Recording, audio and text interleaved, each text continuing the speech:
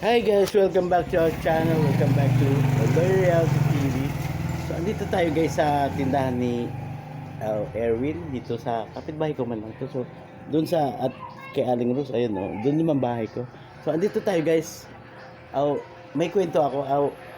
Kagabi guys kasi meron mang ano to, construction worker na naghahanap ng sa foreman ba, kaso hindi man niya alam yung lugar na hanapin. Malapit dito pero malayo-layo din. So inanuhan man natin ang tawag dito hindi man alam kung saan man hanapin yung foreman niya kasi hindi man iniwan yung parang cash advance ba pag construction worker ka, may cash advance man.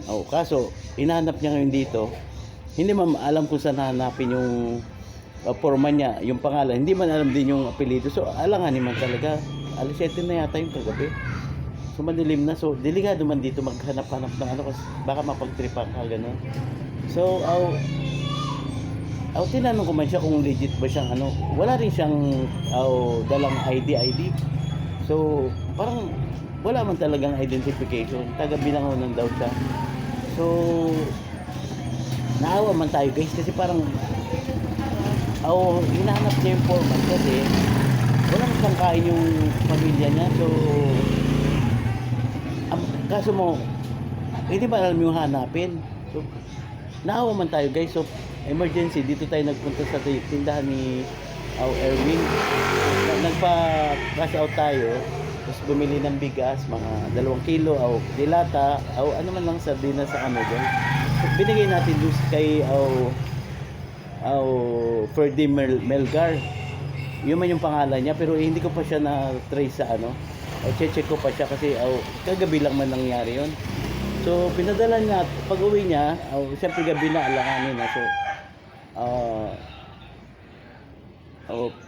pinabaunan natin siya ng kahit pa paano 2 kilong bigas sardinas sa noodles para overnight meron mamakain yung ano niya pamilya. So yun guys, medyo stress man pero yung mga guys nangyari kay gabi. So kahit pa paano tinulong man natin ng kahit pa paano magkano man lang yun. Tapos yung asawa wala man daw trabaho. So Binangonan daw malapit sa Angono, Pag-asa. So, check pa natin guys yung address niya kung legit man tong ano kasi kahit man siya wala mang personal identification guys. So alanganin man pero Bicolano din man yung Uragon man din pero alanganin man kasi yung hinahanap niya, no. So tinulungan man lang natin ng kahit kaunti, no. Yun guys. So yun man lang kwento ko ngayon na chill muna dito sa sa tindahan ni Erwin.